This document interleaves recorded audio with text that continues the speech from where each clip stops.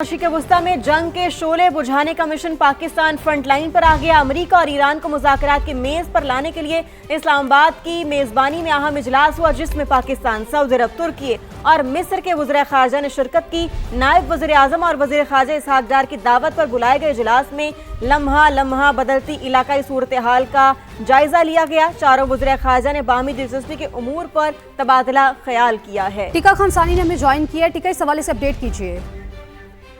सभी खत्म ममालिक टीका से इस हवाले से बात करने की कोशिश करेंगे। तो अहम इजलास जो है वो ख़त्म हो चुका है और आलमी बरादरी का एतमाद, पाकिस्तान का रोशन चेहरा जो है वो सबके सामने आ चुका है। इस्लामाबाद में अहम इजलास जो है वो ख़त्म हो चुका है। 4 वज़राए ख़ारजा ने इसमें शिरकत की। अमन मिशन और ये बड़ी बैठक थी। पाकिस्तान जो है वो फ्रंट लाइन पर है और पाकिस्तान का जो किरदार है वो इस वक्त दुनिया के सामने आ चुका है। जी टीका, इस हवाले से अपडेट कीजिए। इजलास ख़त्म हो चुका है। जी बिल्कुल, बहुत अहम इजलास है जो वज़ारत खारजा में, और इजलास के बाद जो वज़राए खारजा हैं वो वज़ीर आज़म हाउस की तरफ रवाना हुए हैं। चूँकि ये मुलाकात पहले कल हो रही थी, लेकिन आज ही ये मुलाकात अब तय पाई है और वज़ीर आज़म शहबाज शरीफ भी वज़ीर आज़म हाउस में पहुंच चुके हैं। सऊदी अरब के वज़ीर खारजा, इसके साथ साथ इजिप्ट के वज़ीर खारजा वज़ीर आज़म हाउस की तरफ रवाना हुए हैं और तुर्किया के वज़ीर खारजा अपनी रहायशगाह से कुछ देर बाद रवाना होंगे। और वज़ीर आज़म से आज मुलाकात जो है हमारे ज़राए के मुताबिक वो होने जा रही है। इससे पहले जो आज वज़ारत खारजा में इजलास है, 1.5 से 2 घंटे ये इजलास जारी रहा।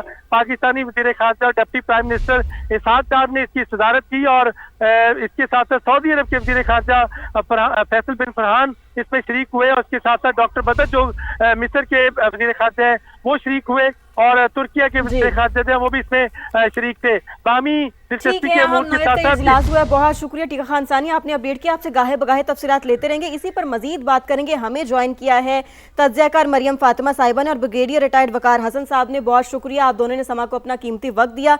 मरियम साहिबा, फरमाइएगा, बड़ी अहम नौयत का ये इजलास हुआ है, क्या कहेंगे आपके पाकिस्तान अब ग्लोबल डिप्लोमेटिक मैप पर स्ट्रॉन्ग पोजीशन ले रहा है?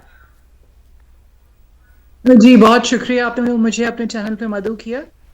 सबसे पहले हमें ये समझना पड़ेगा कि पाकिस्तान एक मिडिल पावर है। मिडिल पावर की हैसियत से पाकिस्तान जो है बहुत कामयाबी के साथ इस वक्त जो है डिप्लोमेटिक चैलेंजेस, मैं इसको कामयाबी इसलिए समझती हूँ कि पाकिस्तान एक चैलेंजिंग पोजीशन में है। पाकिस्तान एक बहुत अहम इस्लामिक कंट्री है।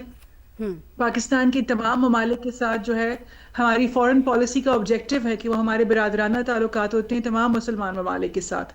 इसके साथ ही पाकिस्तान के इकोनॉमिक जो हमारे चैलेंजेस हैं उनको डील करने के लिए पाकिस्तान के सुपर पावर यूएस और साथ ही साथ हमारे नेबरहुड में चाइना है जो कि एक एमर्जिंग स्ट्रॉन्ग पावर है। दुनिया मल्टीपोलैरिटी की तरफ चली गई है, तो चाइना के साथ भी हमारे बहुत पुराने और बहुत अच्छे ताल्लुकात हैं। We are like iron cladded friends. इस सारी सूरत हाल के पेश नज़र पाकिस्तान बैंड वैगनिंग भी कर सकता था, लेकिन पाकिस्तान ने हेजिंग और बैलेंसिंग का एटीट्यूड रखा है, जिसकी वजह से पाकिस्तान बहुत कामयाबी के साथ मल्टीपोलैरिटी के दरमियान में, क्योंकि मल्टीपोलर वर्ल्ड में मिडिल पावर्स के ऊपर बहुत एम्फेसिस आ जाता है क्योंकि वो बहुत मैटर करती हैं कि वो किसकी तरफ जो है इंक्लाइंड होती हैं। लेकिन पाकिस्तान जो है बहुत प्रैग्मेटिकली अपनी फॉरेन पॉलिसी लेकर चल रहा है और साथ ही अपने जो ताल्लुकात हैं अमेरिका के साथ, सिक्योरिटी कंसर्न्स होते हैं पाकिस्तान के, तो उसके साथ टेक्नोलॉजिकल ताल्लुकात रहे हैं। पाकिस्तान के साथ ही जो है इकोनॉमिक हमारे जो इश्यूज हैं उनको भी हम उनकी वजह से भी हमारे अमेरिका के साथ ताल्लुकात रहे हैं। साथ ही चाइना से Pakistan is doing really well in that regard. अब ईरान के आपने पर्सपेक्टिव में सवाल किया, तो ईरान के पर्सपेक्टिव में आप ये समझ लीजिए कि पाकिस्तान वो वाहिद मुल्क है जिसने जो है ईरान के ऊपर अमेरिकन अटैक को और इसराइली अटैक को कंडेम किया है यूएन के फोरम्स पे। और साथ ही पाकिस्तान ने अगर ईरान की तरफ से कोई अटैक्स हुए थे सऊदी अरेबिया के ऊपर और मिडिल ईस्टर्न कंट्रीज पे, तो उनको भी यूएन के फोरम पर ही पाकिस्तान ने उनको भी उनकी मजम्मत की है। तो आप समझ लीजिए कि इन मजम्मत और इन पोजीशंस के बावजूद ईरान भी पाकिस्तान के ऊपर रिलाई कर रहा है और यूएस भी पाकिस्तान के ऊपर रिलाई कर रहा है अपनी ट्रैक टू डिप्लोमेसी के लिए, जिसको प्री नेगोशिएशन फेज कहते हैं। इसको हम इंटरमीडिएट टॉक्स भी कहते हैं, जिसमें पाकिस्तान शटल डिप्लोमेसी कर रहा है और दोनों के जो पैगामात हैं वो एक दूसरे को अरसाल कर रहा है। और साथ ही साथ पाकिस्तान के अंदर जो मल्टी कोएलिशन फ्रेमवर्क टाइप की जो डिप्लोमेसी है डेवलप हुई है, वो पाकिस्तान के अंदर जो तमाम मुसलमान ममालिक कर, तो आपको समझ में आएगी कि इस वक्त पूरी मुसलमान दुनिया का पाकिस्तान के ऊपर एक ट्रस्ट है बिल्कुल एक तो पाकिस्तान की किसी के साथ भी ऐसी अलाइनमेंट नहीं है जो कि अनप्रिंसिपल्ड हो, और साथ ही पाकिस्तान कोई ऐसा स्टेप नहीं लेगा जो किसी की तरफ भी गैर जानिबदाराना अंदाज में फेवरेबल हो। मरियम साहिबा, तो जिस तरह से पाकिस्तान के ऊपर जो एक पाकिस्तान के pragmatic किरदार के trust है। ऊपर आप बात कर रही हैं कि पाकिस्तान का किरदार कितना बैलेंस रहा है, ममालिक के साथ किस तरह से वो डील कर रहा है, इस पर मजीद भी बात करेंगे। अभी समा की नुमाइंदा सुमेरा खान भी हमें ज्वाइन कर चुकी हैं। सुमेरा, आप बताइए, इजलास तो ख़त्म हो चुका है, क्या मुशावरत हुई है, क्या खबरें सामने आ रही हैं? जी बिल्कुल, अभी कुछ ही देर में हम एक मुश्तरका एलामिये का इंतजार कर रहे हैं और दरख्वास्त यही की गई है दफ्तर खारजा की जानिब से, जो कि मैसेज दिया जा रहा है कि गैर जिम्मेदाराना रिपोर्टिंग जो है इस हवाले से तज्जिया ना किया जाए। और क्योंकि मामला बहुत बहुत हसास है, इसमें एक लफ्ज भी जो है अगर ज्यादा या कमी बेशी उसकी होती है या ज्यादती होती है तो यकीनन 4 इस वक्त जो ममालिक है उनके वज़राए खारजा ने इस इजलास को होल्ड किया है और जाहिर है बहुत हसास नौयत के मामलात इसमें तय पाए हैं। मगर मुझे लगता है मुश्तरका एलामिया से कबल वज़ीर आज़म शहबाज शरीफ से मुलाकात बहुत अहम होगी चारों वज़राए खारजा की। अब सबसे पहले तुर्क वज़ीर खारजा हकान फिदान जो थे वो निकल कर गए हैं दफ्तर खारजा पाकिस्तान से, और रिपोर्टेडली जो मिस्री वज़ीर खारजा हैं बदर अलाती वो मौजूद थे उनके साथ, और सऊदी वज़ीर खारजा भी मौजूद थे नायब वज़ीर आज़म वज़ीर खारजा इसहाक डार के साथ। और जो सबसे बड़ी अहमियत का सवाल है, यकीनन उसमें कुछ देर के बाद भी अगर आप मुझसे सवाल पूछेंगी तो मैं उस हवाले से ज़्यादा तफसील से बता सकूंगी कि जो डबल चोक पॉइंट इस वक्त रीजन में बनने जा रहा है उस हवाले से बहुत तफसीली बातचीत की गई है।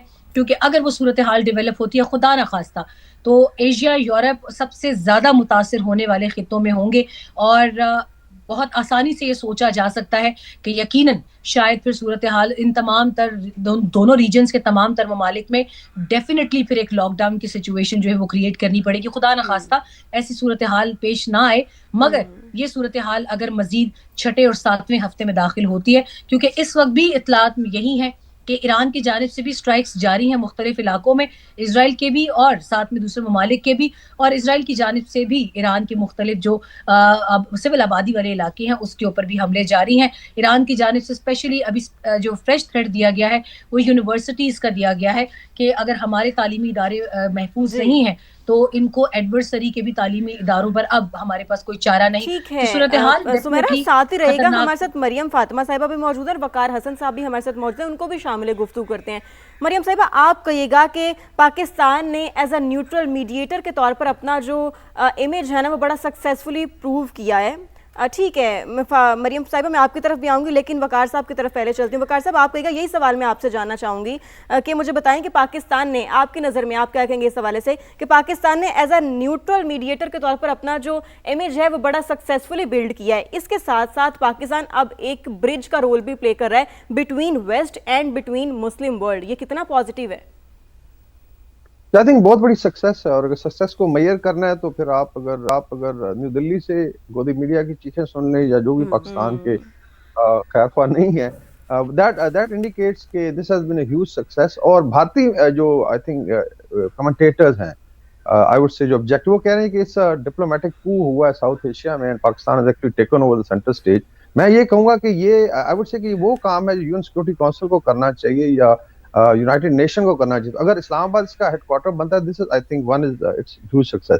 दूसरा, 4 बड़ी मिडिल पावर, ये बड़ा जरूरी है। I think will not comment के अंदर क्या हुआ है। उसमें इस वक्त इस्लामिक वर्ल्ड में ईरान के अलावा पाकिस्तान, तुर्किया, मिस्र और सऊदी अरेबिया, और इनका सबसे ज्यादा स्टेक भी है इसमें कि अमन हो और चीजें जो है वो स्मूथली आगे चलें।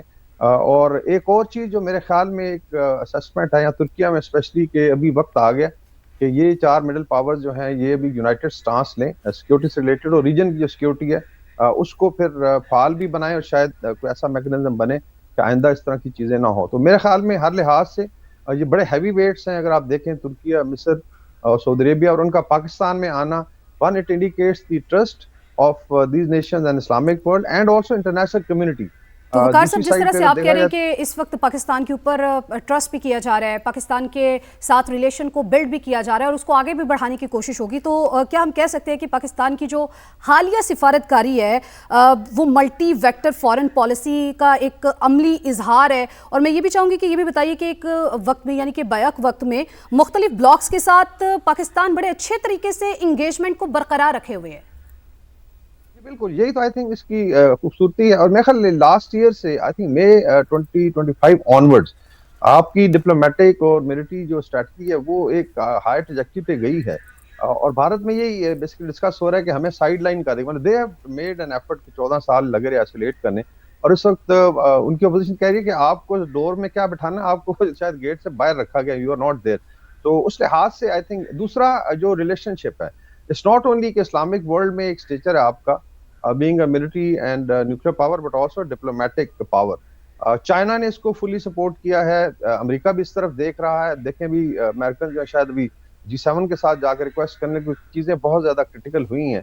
और ईरान का भी ट्रस्ट है, आई थिंक ईरान का एग्री करना कि यहाँ पे बातचीत हो और शायद इंशाल्लाह एक स्टेज पे वो लोग भी ज्वाइन करें, बट आई डोंट नो अभी चीजें किस तरह चलती हैं। तो हर लिहाज से 2025 और फिर 2026 जो है पाकिस्तान की डिप्लोमेटिक सक्सेस का साल रहा और इंशाल्लाह कंटिन्यू करेगा। और इसमें एक चीज ऐड कर, जो लीडरशिप है उसका बड़ा रोल है। बिल्कुल ऐसे ही बड़ा अहम रोल है। मैं कता कलामी की माजरत चाहती हूँ वकार साहब, हमें हमारे नुमाइंदे टीका खान सानी ने ज्वाइन किया, उनसे जानते हैं क्योंकि जो इजलास था वो खत्म हो चुका है, तो उस हवाले से उनके पास क्या अपडेट्स हैं।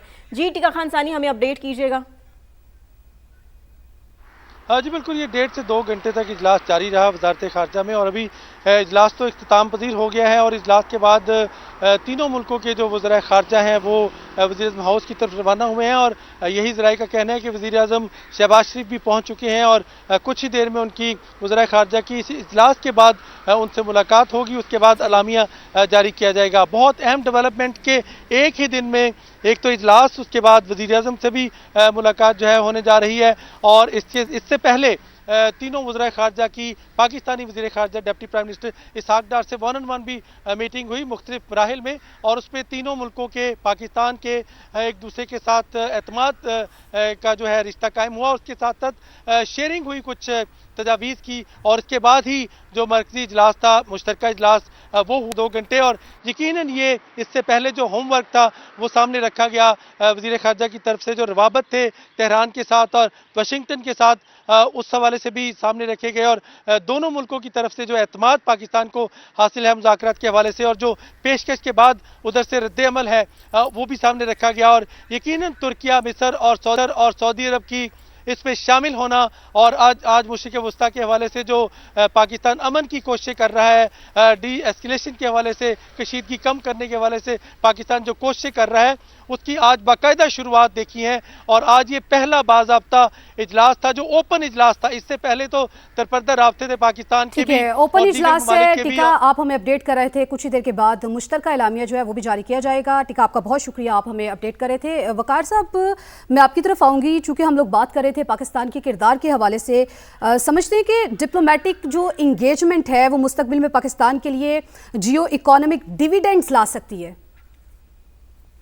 जी डेफिनेटली, देखिए अभी आपका उससे पहले सऊदी अरेबिया से डिफेंस एग्रीमेंट हुआ है। तुर्किया में ये बहुत ज्यादा फीलिंग है कि इंशाल्लाह ताला we have to move together. और उसमें दे आल्सो वांट कि एक ब्लॉक बनाया जाए जो मेनली डिफेंसिव ही हो, लेकिन खित्ते में जिस तरह इजराइल हरकतें करता है या इंटरवेंशन होती हैं उससे निजात भी हासिल की जाए। तो उसमें तुर्किया की आप कह लें टेक्नोलॉजी है, उसमें फाइनेंशियल एक I would say heavy weight है सऊदी अरेबिया।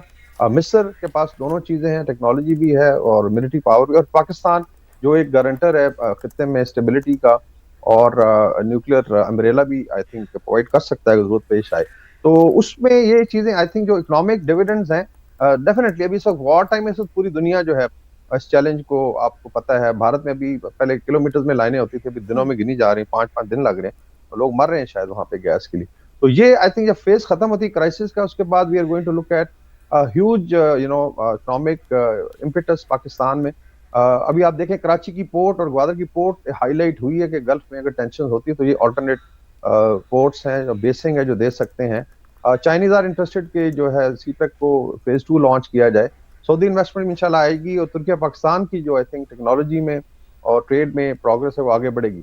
उसके अलावा जो है पाकिस्तान को एक सेफ आई थिंक कंट्री भी देखा जा रहा है कि अगर गल्फ से बाहर देखा जाए तो this is one of those Islamic countries can provide security also. तो इंशाल्लाह ताला आप देखेंगे इसके लॉन्ग टर्म जो इम्पैक्ट्स हैं इस डिप्लोमेटिक ऑफेंसिव के या डिप्लोमेटिक मनूवर के, ये पाकिस्तान रीप भी करेगा हार्वेस्ट इसका।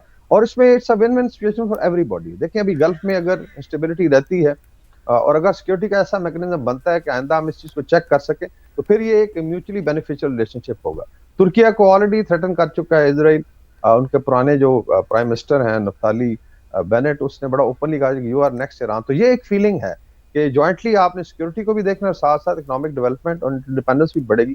तो इंशाल्लाह ताला विल सी कि 2026 will be a huge year for Pakistan। बिल्कुल, इसके हम मजीद पॉजिटिव जो हैं असरात, वो समराज हैं, वो हमें देखने को मिलेंगे लॉन्ग टर्म में।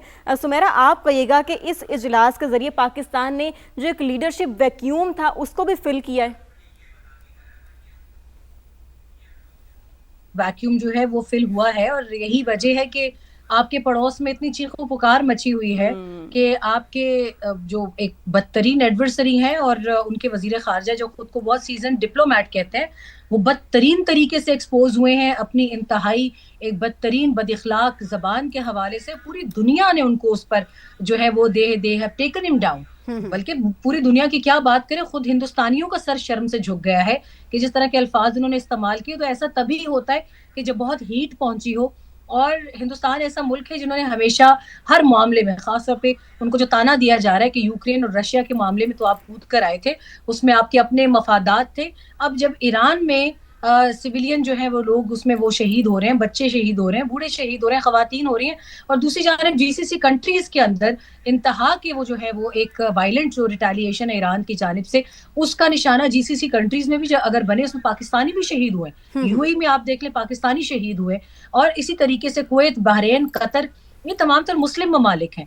तो अगर यहाँ पर ये चीज एक सिचुएशन बनी थी और पाकिस्तान ने देखा कि वहां पर हम अपना कलीदी किरदार अदा कर सकते हैं without taking it rounds and rounds, और हमें किसी किस्म की अप्रिसिएशन की भूख नहीं थी इसमें। हमने इसमें सबसे बड़ी वैक्यूम ये देखी कि एक जंग है जो खतरनाक से खतरनाक तरीन फेज में जा रही है, और उसको रोकने के लिए, सद्देबाब करने के लिए कोई मुल्क आगे नहीं आ रहा। तो पाकिस्तान ने उसमें अपना रोल अदा किया। हम एटमी कुव्वत तो हैं, मगर आज दुनिया ने आपको जो टाइटल दिया, पाकिस्तान ने रोल अदा किया। और जिस तरह से आप कह रही हैं कि भारतीय मीडिया जो है या भारत में तो इस तरह की चीखें जो है वो तो सुनाई देती हैं, वो पाकिस्तान को आइसोलेशन में धकेलना चाहता था, लेकिन वो खुद इस वक्त आइसोलेट हो चुका है, और जो दूसरे ममालिक है वो इस वक्त पाकिस्तान के साथ है, और पूरी दुनिया जो है वो ये देख रही है, और सारी दुनिया की नजरें आज पाकिस्तान के ऊपर टिकी हुई है। इसके ऊपर हम गुफ्तगू कर रहे थे। ब्रिगेडियर रिटायर्ड वकार हसन साहब मौजूद थे, सुमेरा हमारे साथ मौजूद थी। आप दोनों का बेहद शुक्रिया।